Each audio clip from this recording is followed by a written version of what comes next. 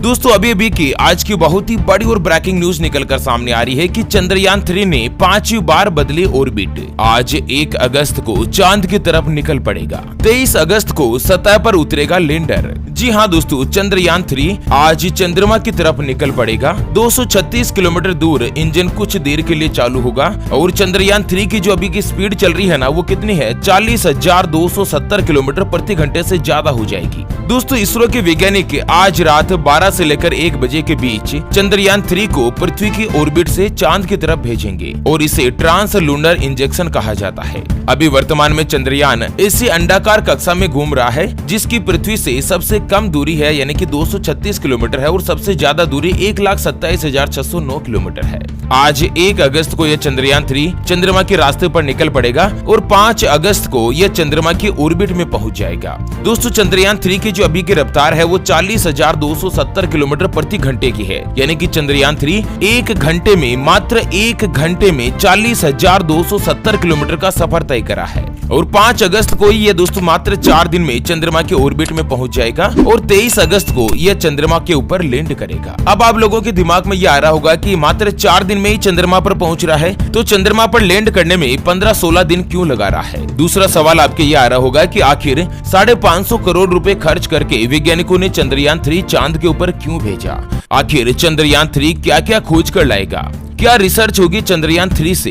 दोस्तों पूरी जानकारी अपन इस वीडियो में जानने वाले हैं, ऐसे में वीडियो को पूरा लास्ट तक जरूर देखिए। और हाँ मित्रों, वीडियो को लाइक जरूर करें और कमेंट बॉक्स में भारत देश के वैज्ञानिकों का जोश, जुनून और हौसला बढ़ाने के लिए वीडियो के नीचे कमेंट बॉक्स में जय जवान और जय विज्ञान अवश्य लिखेगा। और हाँ मित्रों, इससे पहले वैज्ञानिकों ने चंद्रयान 1 भेजा था, चंद्रयान 2 भेजा था, अब चंद्रयान 3 भेजा गया है। तो एक एक करते हुए सभी जानकारी अपन इस वीडियो में जानने वाले हैं। दोस्तों सबसे पहले तो आपको बता दूं कि इस चंद्रयान 3 में एक तो लैंडर है, एक रोवर है और एक प्रोपल्सन मॉड्यूल है। लैंडर और रोवर चांद के साउथ पोल पर उतरेंगे और 14 दिन तक वहां पर प्रयोग करेंगे। प्रोपल्सन मॉड्यूल चंद्रमा की कक्षा में रहकर धरती से आने वाले रेडिएशंस का अध्ययन करेगा। इस मिशन के जरिए भारत के वैज्ञानिक ये पता लगाएंगे कि चांद की सतह पर किस तरह से भूकंप आते हैं और ये चंद्रमा की मिट्टी का भी अध्ययन करेगा। चलिए जान लेते हैं अब तक चंद्रयान 3 ने कहां तक का सफर तय किया और उसके बाद कुछ आगे की महत्वपूर्ण जानकारी भी जानेंगे। दोस्तों ज्यादा से ज्यादा संख्या में वीडियो को शेयर जरूर कर दीजिए ताकि भारत की ताकत आज हर एक व्यक्ति जान सके।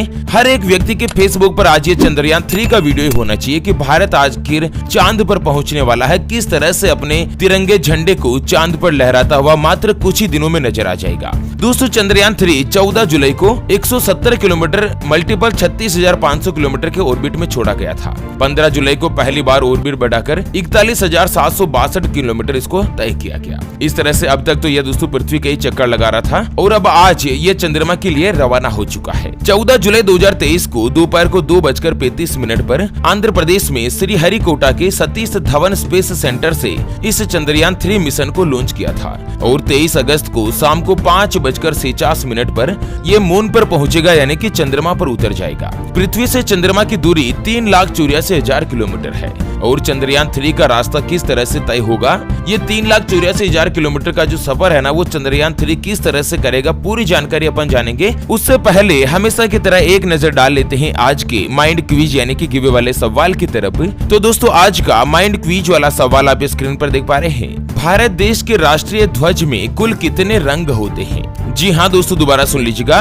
भारत के राष्ट्रीय ध्वज यानी कि तिरंगे में कुल कितने रंग यानी कि कलर होते हैं? तो फटाफट से लिखना है क्वेश्चंस का सही जवाब इस वीडियो के नीचे कमेंट बॉक्स में। और हाँ, सही जवाब देने वाले किसी एक खास कमेंट्स को सिलेक्ट किया जाएगा हमारी ओपीएस न्यूज टीम के द्वारा और उसे दिया जाएगा एक 20 ग्राम शुद्ध चांदी का सिक्का, जिसके एक तरफ ओपीएस न्यूज का लोगो लगा हुआ है तो दूसरी तरफ माता लक्ष्मी जी का चित्र बना हुआ ये शानदार चमचमाता हुआ सिक्का बिल्कुल फ्री में डिलीवर कर दिया जाएगा बिना 1 रुपया भी चार्ज लिए। तो ज्यादा से ज्यादा संख्या में वीडियो के नीचे कमेंट बॉक्स में सही जवाब लिखकर वीडियो को शेयर जरूर कर दीजिए। दोस्तों अंतरिक्ष यान चंद्रयान 3 14 जुलाई को लॉन्च हुआ था और 14 जुलाई से लेकर 31 जुलाई तक ये चंद्रयान पृथ्वी की अंडाकार कक्षा में ही चक्कर लगा रहा था और उसके बाद स्पेस क्राफ्ट आज अपनी अंडाकार कक्षा का दायरा धीरे धीरे आगे बढ़ाएगा और मित्रों आज 1 अगस्त को ये चंद्रमा की तरफ लैंड करेगा और 4 अगस्त तक स्पेसक्राफ्ट चंद्रमा की तरफ आगे बढ़ेगा। इसकी जो रफ्तार है वो 40,000 किलोमीटर प्रति घंटे के आसपास रहेगी। 5 अगस्त के दिन ये जो स्पेसक्राफ्ट है ना वो चंद्रमा की कक्षा में पहुंच जाएगा। फिर 5 अगस्त से लेकर 16 अगस्त तक ये स्पेसक्राफ्ट चंद्रमा के ही लगातार चक्कर लगाता रहेगा और 17 अगस्त को चंद्रमा से 100 किलोमीटर ऊपर प्रोपल्सन मॉड्यूल से लैंडर अलग हो जाएगा। 17 अगस्त के दिन लैंडर 100/300 किलोमीटर की कक्षा में स्पीड कम करना शुरू करेगा और उसके बाद 23 अगस्त की शाम को 5:49 पर इसकी लैंडिंग होगी। फिर रोवर लैंप से बाहर निकलेगा और 14 दिन तक यह प्रयोग करेगा। यानी कि ये चंद्रयान 3 में जो रोवर है ना उसकी लाइफ केवल 14 दिन तक ही है। अच्छा 14 दिन ही आखिर लाइव क्यों है? तो एक चीज मैं आपको बता दूं कि चंद्रमा के ऊपर 14 दिन का ही दिन होता है और 14 दिन की ही रात होती है। जिस तरह से अपनी धरती के ऊपर 12 घंटे का दिन और 12 घंटे की जो एवरेज रात होती है ना, इसी तरह चंद्रमा के ऊपर ये सभी 14 दिन का अंतराल होता है दक्षिणी ध्रुव के ऊपर। तो इस प्रकार चंद्रयान 3 चंद्रमा के दक्षिणी ध्रुव के ऊपर सॉफ्ट लैंडिंग करेगा। अच्छा चंद्रयान 3 में क्या क्या है? तो सबसे पहले तो है इसमें प्रोपल्सन मॉड्यूल जिसका वजन है 2148 किलो और इसकी लाइफ होती है 3 महीने से लेकर 6 महीने तक। दूसरा प्रोडक्ट है इसके अंदर विक्रम लैंडर जिसका वजन है 1726 किलो यानी कि 1726 किलो और इसकी जो लाइफ होती है ना वो 14 दिन की होती है, पृथ्वी के 14 दिन के बराबर है ना।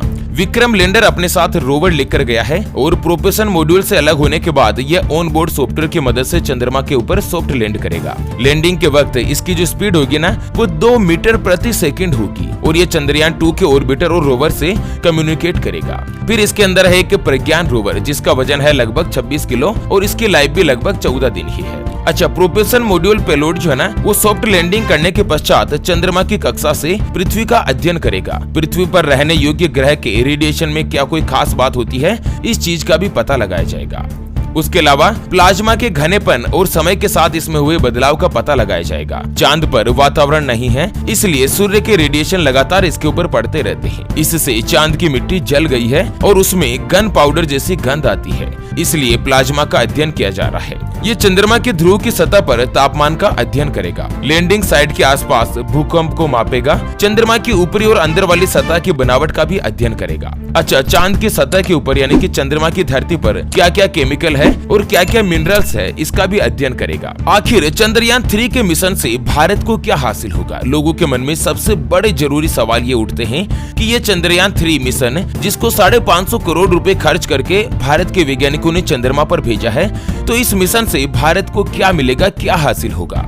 दोस्तों आपको बता दें कि इससे पहले चंद्रयान 2 भेजा गया था और चंद्रयान 1 भेजा था। चंद्रयान 1 मिशन 2008 में लॉन्च किया था और इसने ही सबसे पहले चंद्रमा के ऊपर पानी की खोज का पता लगाया था। दोस्तों अब तक चंद्रमा के ऊपर जापान ने मिशन किया है, चाइना ने किया है, नासा ने किया है, लेकिन एकमात्र भारत देश ही ऐसा देश है जिसने चंद्रमा के ऊपर पानी की खोज करी है। आज पूरी दुनिया भारत का लोहा मानती है कि दोस्तों चंद्रमा के ऊपर पानी की खोज करने वाला सबसे पहला जो देश है ना वो भारत देश ही बन गया है। उसके अलावा इसरो के अक्स साइंटिस्ट मनीष पुरोहित जी बताते हैं कि चंद्रयान 3 मिशन के जरिए भारत दुनिया को ये बताना चाहता है कि उसके पास चांद पर सॉफ्ट लैंडिंग करने और रोवर को वहां पर चलाने की काबिलियत है और इससे दुनिया का भारत के ऊपर भरोसा बढ़ेगा जो अपने कॉमर्शियल बिजनेस बढ़ाने में भी मदद करेगा। भारत ने अपने हेवी लिफ्ट व्हील लॉन्च को चंद्रयान से लॉन्च किया है। इस व्हीकल की काबिलियत भारत पहले से ही दुनिया को दिखा चुका है।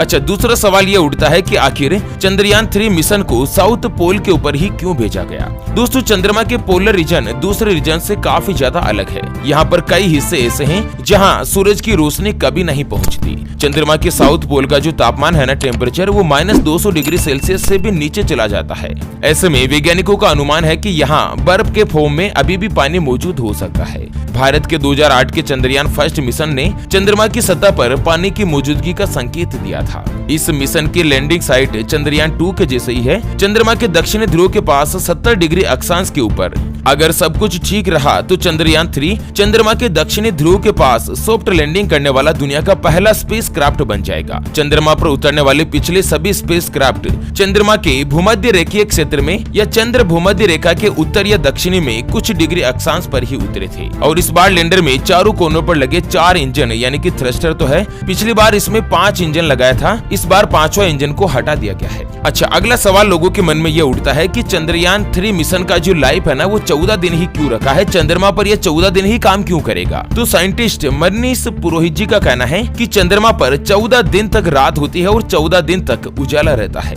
जब यह रात होती है तो तापमान -100 डिग्री सेल्सियस से भी कम हो जाता है। चंद्रयान के लैंडर और रोवर अपने सोलर पैनल से पावर को जनरेट करेंगे, इसलिए वो 14 दिन जब तक सूरज की रोशनी रहेगी ना, तब तक ही इसमें सोलर प्लेटें लगी हुई है जो पावर जनरेट करेगी। और तब तक के लिए ये मिशन है, केवल मात्र 550 करोड़ रुपए का जो ये मिशन है ना, वो 14 दिन के लिए ही रिसर्च का है। लेकिन रात होने पर पावर जनरेशन प्रोसेस रुक जाएगी। पावर जनरेशन नहीं होगा तो इलेक्ट्रॉनिक्स भयंकर ठंड को झेल नहीं पाएंगे और खराब हो जाएंगे। अगर सॉफ्ट लैंडिंग में सफलता मिली, यानी कि मिशन सक्सेसफुल रहा, तो दोस्तों अमेरिका, रूस और चाइना के बाद भारत ऐसा करने वाला चौथा देश बन जाएगा। अमेरिका और रूस दोनों के चंद्रमा पर सफलतापूर्वक उतरने से पहले कई स्पेसक्राफ्ट क्रैश हुए थे। चाइना 2013 में चांग E3 मिशन के साथ अपने पहले प्रयास में सफल होने वाला एकमात्र देश है। और दोस्तों आज तक कोई भी दुनिया का ऐसा देश नहीं है जो कि चंद्रमा के दक्षिणी ध्रुव पर किसी भी लैंडर या रोवर को भेजा हो। और दोस्तों ऐसी सॉफ्ट लैंडिंग करने वाला केवल भारत ही दुनिया का ऐसा एकमात्र देश बनेगा।